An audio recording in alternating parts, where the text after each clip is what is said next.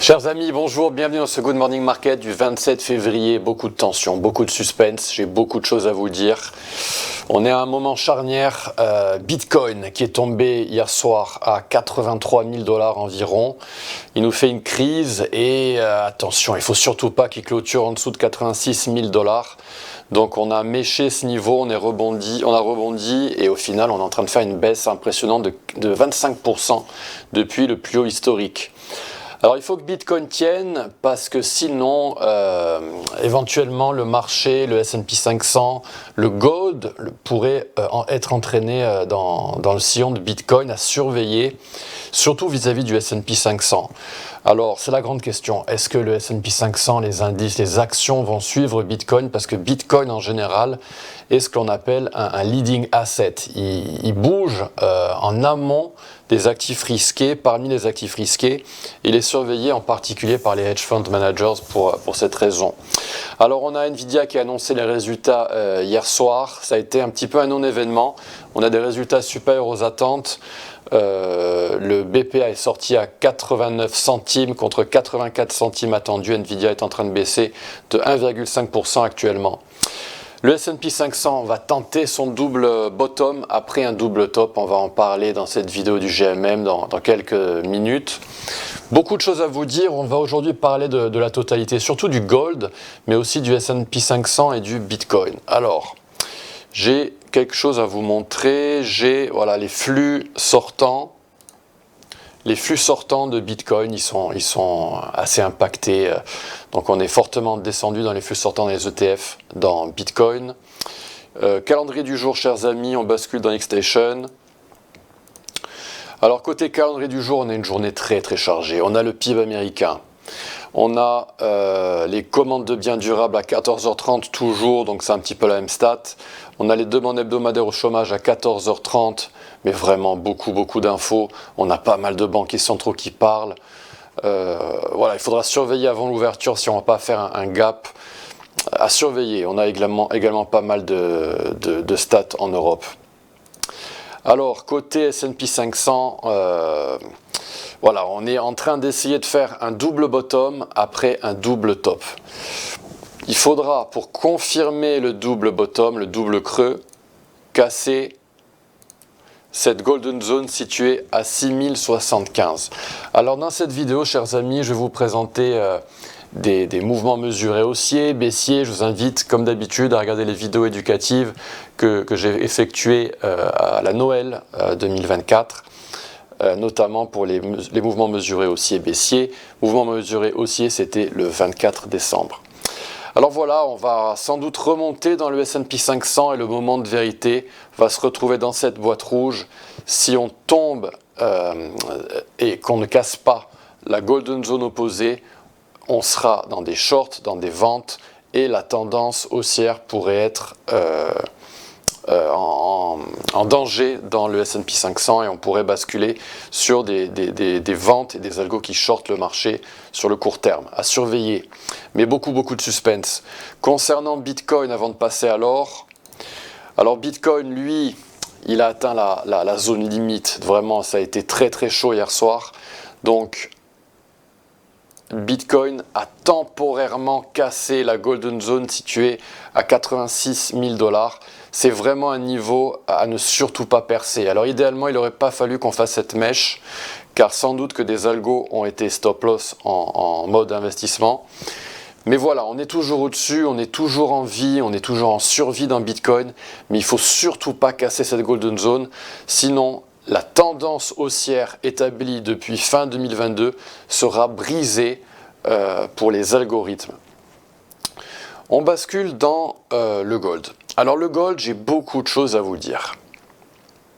On va faire une petite analyse approfondie du gold. Donc on va parler un petit peu des vagues d'Elliott. Je vais vous faire un tout petit rappel concernant les vagues d'Elliott. Alors voilà ce que l'on appelle une impulse, une structure impulsive. Donc 5 vagues à la hausse, on en a parlé la semaine dernière. Au sein de la vague 3, eh bien, on a une autre impulse, c'est du fractal. Donc au final, on en avait parlé la semaine dernière, on a 9 vagues à la hausse. 1, 2, 3, 4, 5, 6, 7, 8 et 9. On a ces trois règles vraiment à respecter impérativement. Ce sont les trois règles fondamentales de la théorie héliotiste classique. Je vous invite à lire le livre de Robert Prechter, The Elliott Wave Principle. C'est un livre très simple d'accès. Et donc les trois règles sont que la vague 2 ne doit jamais corriger plus de 100% de la vague 1. La vague 3 n'est jamais la plus petite, généralement elle est très franche, très forte à la hausse, avec une très très belle pente. Et la vague 4 ne doit jamais entrer dans le territoire du top de la vague 1. Donc toutes ces règles, il faut impérativement les respecter. Et voici le parcours héliotiste du gold en période haute. On est en hebdo, en journalier. Et là, j'ai vraiment beaucoup de choses à vous dire. On va aller un petit peu plus dans le détail, plus que la dernière fois. Donc ici, voilà, on a cette impulse qui est très bien dépeinte avec les chiffres en gros, en macro. Donc on a une première vague, une deuxième à la baisse, une troisième qui est en cours, une quatrième qui serait à venir l'été prochain éventuellement, avant une dernière poussée jusqu'à la fin de l'année. Voilà le plan héliotiste, la map héliotiste en macro. Alors quand on va creuser à l'intérieur, on va s'apercevoir que toutes les guidelines, toutes les règles de la théorie héliotiste qui sont dans le livre de Robert Prechter, elles sont très bien respectées. C'est pour ça on peut se permettre d'avoir confiance dans cette map, même une grande confiance vis-à-vis de cette map héliotiste. Alors regardez ça. Pour la vague 1 en macro, on avait effectué un wedge. On appelle ça une leading diagonale en anglais. On a effectué par la suite un zigzag. Alors un zigzag, c'est une correction en 3 vagues. C'est une correction en 3 vagues en forme d'ABC. Donc on a généralement une vague A qui est franche à la baisse, une vague B qui va corriger comme avec les algos, au retracement de 61,8%, et une vague C qui va être un petit peu moins pentue parce que les bears commencent un petit peu à faiblir. Et voilà ce qu'on a en général pour un zigzag, un ABC à la baisse, très franc, très propre, en 3 vagues. Ici, c'est ce qu'on a eu pour cette vague 2, A, B, C, avec un triangle en vague B, ce qui est parfois le cas. Très intéressant, c'est que en période inférieure, en fractal inférieur, on a fait une autre vague 1 et un autre zigzag à la baisse avec un triangle dans la vague B, comme dans la vague 2 en macro. Et ça nous donne une confiance parce que généralement les patterns, les structures techniques pour les vagues 2, elles se répètent. Et donc on a eu une première vague 2 avec un zigzag et un triangle B à l'intérieur, et une autre vague 2 en plus petite période avec également un zigzag et un triangle B. Donc ça c'est top parce que statistiquement c'est qu'on est vraiment sur le bon chemin par la suite. Ensuite on a grimpé fortement puisqu'on était dans la vague 3 de la vague 3. Donc c'est en théorie l'endroit au sein de l'impulse, au sein de la structure impulsive qui est la plus pentue. Donc on a eu 1, 2, 3, 4 avec un triangle 4 typique des triangles et une vague 5 de la vague 3 de la vague 3 qui s'est terminée récemment en théorie. Alors il y a une guideline, une règle héliotiste, c'est que lorsqu'on a une vague 2, généralement pour la vague 4, on va avoir un triangle ou une flat. Et une flat, c'est une correction toujours en ABC, mais qui va effectuer un plus haut pour la vague B, avant ensuite de piéger les bulls. C'est un bull trap et on descend fortement avec la vague C. Donc elle est un petit peu plus tricky, piégeuse, la flat, parce qu'elle fait un plus haut sur la vague B, sur le top de la vague B. Ici, on pourrait s'attendre à ce cas de figure dans le gold pour effectuer cette vague 4 au sein de la vague 3 en macro. Donc on suivra ça. Une flat descend en 3 vagues, puis remonte en 3 vagues avant de descendre violemment avec une impulse, une structure impulsive, c'est du fractal, et là on descend en 5 vagues. Donc peut-être qu'on va descendre en 3 vagues dans le gold pour faire cette petite vague A, qu'on va remonter, faire un plus haut historique avant de dumper pour une vague C de la vague 4 Et après, on continuera notre pattern héliotiste, notre map héliotiste. Mais ici, en tout cas, le but sera d'acheter le creux. Alors, l'objectif, c'est de combiner la théorie héliotiste avec d'autres stratégies, et notamment Fibonacci pour ma part. Alors, on va basculer dans Fibonacci, on va aller dans ma partie commodité, et je suis ici en hebdomadaire. Alors, on en a parlé la semaine dernière, et même en début de semaine, je crois, le gold s'est heurté à un mur. Et ce mur, c'est une cible algorithmique située à 2942 $. On est en train de rejeter à partir de ce niveau. C'est très technique, le gold est technique, tous les contrats à terme sont techniques, donc ici, c'est vraiment pas une surprise qu'on ait cette réaction et cette bougie rouge. On avait acheté avec les algos au retracement de 38%, et là, ils sont en train de vendre à 2942, ils ont déjà vendu. En période journalière, voilà, on a ce niveau 2942 qui est en train de rejeter les prix. Mais on a d'autres algos en période journalière qui, eux, achètent le gold. Ils veulent acheter le creux, ils veulent buy the dip, donc dans cette bande située entre 2884 $ et 2848 $.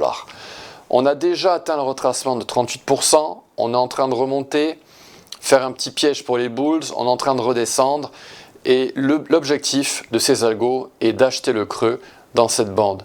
Il ne faut surtout pas que le gold descende en dessous de 2840, car comme dans Bitcoin, cela signifiera que la tendance est brisée, que la tendance haussière est cassée, et on irait chercher des niveaux de support en dessous, mais ça pourrait secouer un petit peu sur le gold également, comme dans Bitcoin. Est-ce que le destin du gold est lié à Bitcoin? On n'en est pas encore sûr. En tout cas, depuis la fin 2022, les deux actifs sont liés, sont corrélés. En période H4, chers amis, on va vous remettre ça à l'image. On en a parlé les semaines précédentes. On était dans une série traditionnelle de Fibonacci en H4, avec notamment ces mouvements mesurés haussiers qui étaient tradés. Donc ceux-là, on les a vus, hein, on ne va pas redécouvrir le process, mais grosso modo, on était dans une série traditionnelle de Fibonacci qui était tradée, elle était magnifique. Et à un moment donné, eh bien, ça a coincé. On est venu dans cette golden zone, on l'a tradé ensemble, on ciblait 2968. Ça a tardé, on a essayé d'y aller, et puis on a formé ce biseau haussier très très joli, comme dans le S&P 500, un biseau haussier avec cette ligne de tendance qui supportait les prix, qui a commencé à faiblir, car les prix se rapprochaient de plus en plus de la cassure de cette ligne de tendance, et puis on l'a cassé timidement, on est remonté, on l'a testé, et le biseau, la ligne supérieure du biseau, a fait descendre les prix, et donc on n'a pas pu trader ce mouvement mesuré aussi en interne, qui a eu son support brisé. Et on est en train donc, grâce ou à cause de ce biseau haussier, en train de se rediriger vers cette boîte verte qui est la même que celle-ci, située entre 2884 et 2848. C'est donc le prochain niveau de support dans le gold, pour trader le gold en période journalière. Beaucoup de suspense. On va avoir une journée très importante aujourd'hui, chers amis, en ce jeudi. Demain aussi, demain on aura l'inflation américaine. Donc beaucoup de suspense. N'hésitez pas à me commenter cette vidéo et à nous suivre sur les réseaux sociaux. Vous pouvez me trouver très facilement sous le nom d'Antoine XTB sur tous les réseaux sociaux, notamment X, sur lequel j'essaie d'être le plus actif possible. Bonne journée à tous. À bientôt. On suit tout ça dans le Good Morning Market. Très belle journée. À bientôt. Au revoir.